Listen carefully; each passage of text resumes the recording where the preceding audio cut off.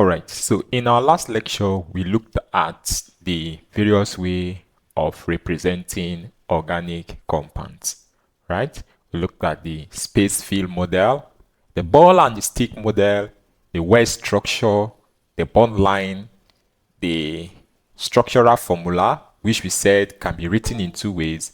It could either be written as expanded formula or condensed formula. We also talked about the molecular formula, and then we talked about the homologous series. All right, so in today's class, we are going to look at the hybridization, a new topic which is very, very important to your study of organic chemistry, and it is called hybridization. Now, the question is, what is hybridization? Now, hybridization is a concept in chemistry that describes the missing of atomic orbitals.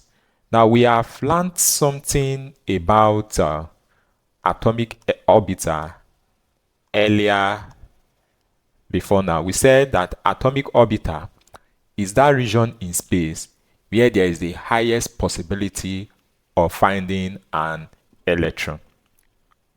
That was what we talked about, the atomic orbital.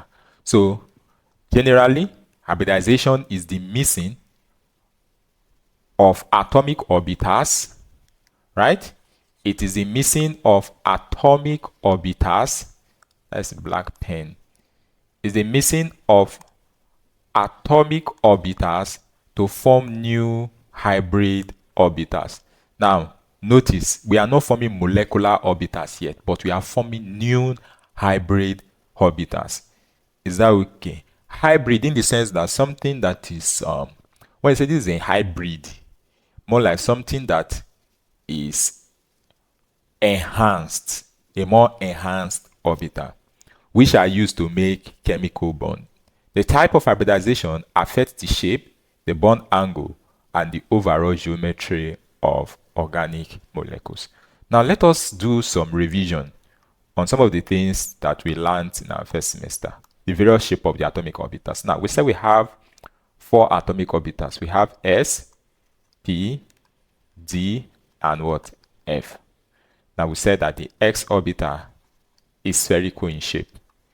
P orbital is dumbbell. D orbital is double dumbbell, something like this. And then F orbital is complicated.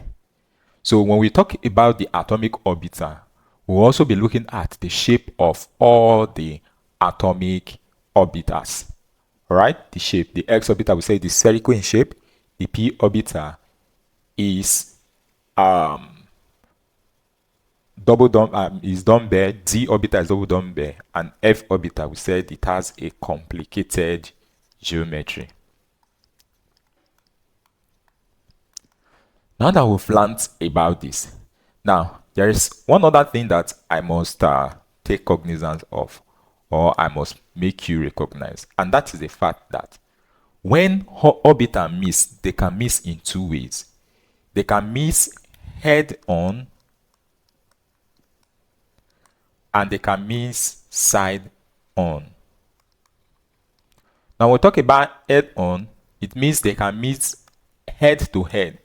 For instance, if you have, let's say, an s orbital missing with a p orbital this way, you see that they are meeting head to head. This one is called head on. Now, how about side on? If, let's say, this p orbital missing with another p orbital, they miss side to what? To side. This one we call it what? Side on. Now, one thing that you should know is that n on missing of atomic orbital gives rise to what we call sigma bond and sigma bonds. While side on missing of atomic orbital gives rise to what we call pi bonds. Is that okay? Head on missing of atomic orbital gives rise to what we call what? Sigma bond. I'm restating that again. Head on missing of atomic orbital gives rise to sigma bond. While side on missing of atomic orbital gives rise to what? Gives rise to pi bond. It's very, very essential that you take cognizance of that. Is that okay? So, and you should also know that all single bonds are sigma bonds. So wherever you see a single bond, it is a sigma bond. Is that okay? Wherever you see a single bond, it is a sigma bond. And another thing again you should also take cognizance of is in a situation where you have a double bond, one of the bond is a sigma bond, the other one is a pi bond. If you see a triple bond, two of the bonds are pi bond and only one is what? A sigma bond. So wherever you see a triple bond, maybe carbon, triple bond, carbon, two of the bonds are sigma and one is a pi bond. So whenever you come across anything like this, just know that two of them are pi, one is a sigma bond. And we said sigma bonds are formed by what? Head-on overlap. While pi bonds are formed by what? Side-on overlap. Is that okay? Now, what do we mean by the general idea? In hybridization, you are not forming molecular orbitals yet, but rather you are forming hybrid orbitals. You are not forming molecular orbitals yet. You are forming what? Hybrid orbitals. Now, another important concept you need to take note of is that in hybridization, the number of atomic orbital that hybridizes, number of atomic orbital that hybridizes equals to the number of hybrid orbitals that are formed. The number of atomic orbital that hybridizes must equal to the number of what? Hybrid orbitals that are formed. So in a situation where, let's say, two atomic orbital hybridizes, let's say X and P, this one is going to form two atomic orbitals, two hybrid orbitals, which will be sp, sp. Just note that. Are you getting it? If spp hybridizes, this S is going to form sp2 because there are two p that mixes together with one S. Another sp2 and what? Another sp2. What does that mean? It means the number of atomic orbitals. How many atomic orbitals hybridizes here? It's 3 atomic orbitals. How many hybrid orbitals are formed? 3 hybrid orbitals. So if I have sp, p, p, this is going to form sp3, sp3, and here sp3, sp3. How many atomic orbitals hybridizes or misses? 4 atomic orbitals. How many hybrid orbitals are formed? 4 hybrid orbitals, but they are what? sp3. Are you getting it now? Now this gives this makes us to now look at the various types of hybridization that we have. Is that okay, my dear student? This takes us to the various types of hybridization that we have.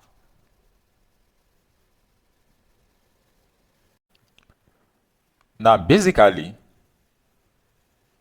we have 3 types of hybridization that we are going to learn here in organic chemistry.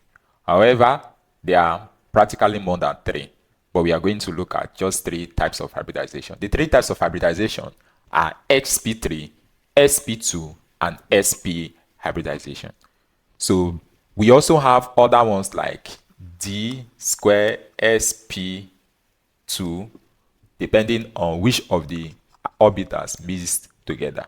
Are you getting it? But basically, the ones we are going to look are sp3, sp2, and sp. Now, what actually happens in hybridization? There are certain things that you need to look at before we look at the individual types of hybridization. Now, I have said earlier that for sp3, 1s and what? 3p hybridizes to form 4 sp3 hybrid orbitals because 4 atomic orbitals miss. So you are going to form sp3, sp3, sp3, sp3. There's a way I love to explain this. I usually say this x mixed with this 3p, which is x plus 3p gives us sp3. This p mixed with this x and this other 2p, another sp3. This other p here mix with this S and this other 2p, another sp3, and then all of them mix with each other. Then for sp2, you use three atomic orbital, spp. So you are going to form sp2, sp2, and here will be what? sp2. Is that okay? So that is what will be formed in that case. Now, in the case of sp, you use only 2. So it will give us sp and what? sp. So that's the general idea of hybridization. Now, there is also something that you need to know about hybridization generally. Now, we are talking about carbon when we talk about hybridization, right? Because we are talking about what? Carbon. Now, my dear student, how many electrons does carbon have? Carbon has 6 electrons. Now, my dear student, what is the electronic configuration for carbon?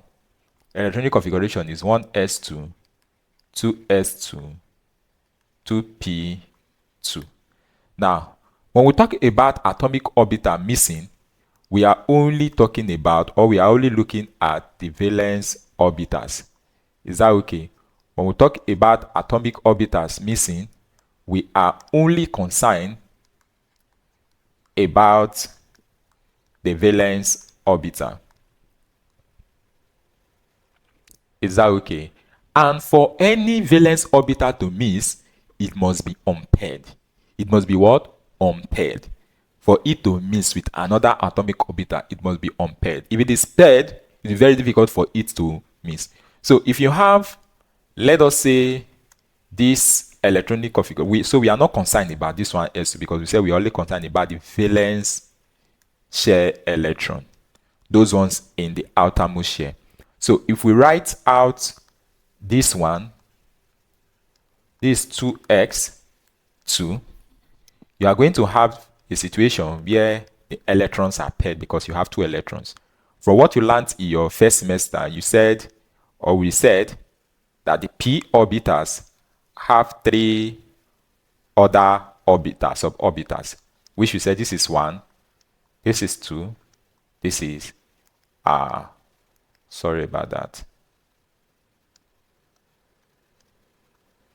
This is 1 and this is 2. So this orbital, this is the 2p orbital. There are 2 electrons. So this last orbital is unpaired. Now this configuration of carbon is called the ground state configuration. Ground state. Now, in this ground state configuration, carbon can only use these 2 electrons to hybridize. Why? Because this one is paired. So carbon will be excited, and 1 electron from this x orbital will be promoted to the 2p orbital. 1 electron from which of the orbital? This x orbital will be promoted to the 2p orbital. So in that case, you say you have the excited state configuration. So the new configuration we are going to have here, you call it what? Excited or excited state configuration for carbon. Now, it is this excited state configuration of carbon that it uses into bonding. So it is capable of using, sorry about that, capable of using this 1 orbital here on the x. So if you want to write it out, you discover that x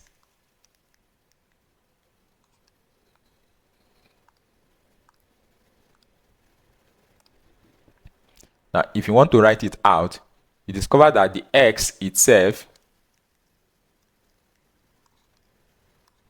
sorry about that, okay,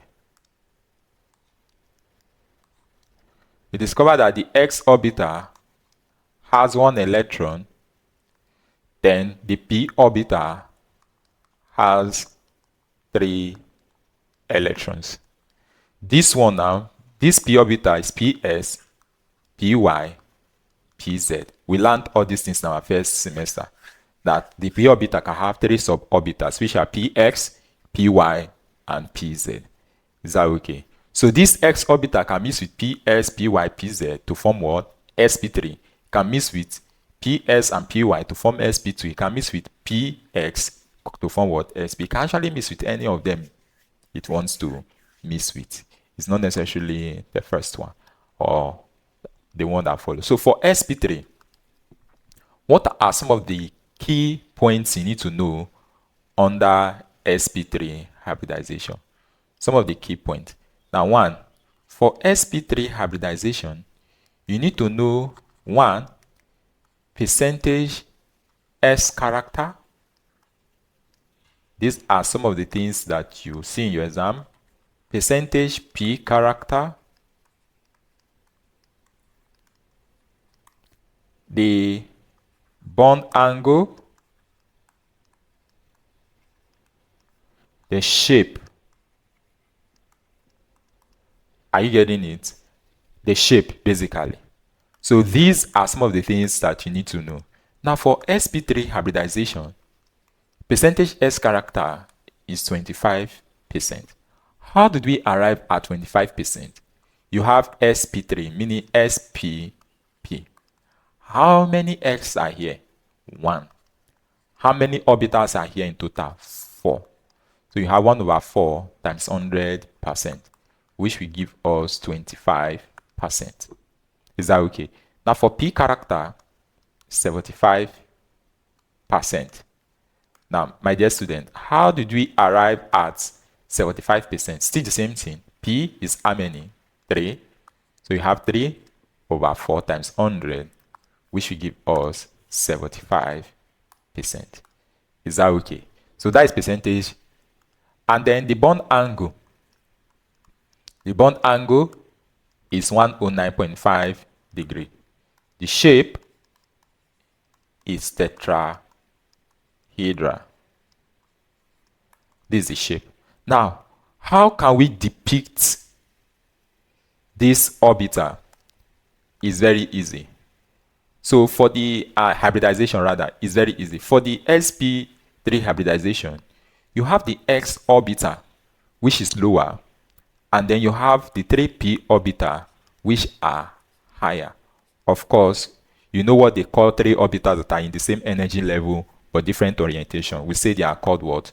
They are called degenerate orbitals. So you have something like this. This is x. Here you have p, p, p.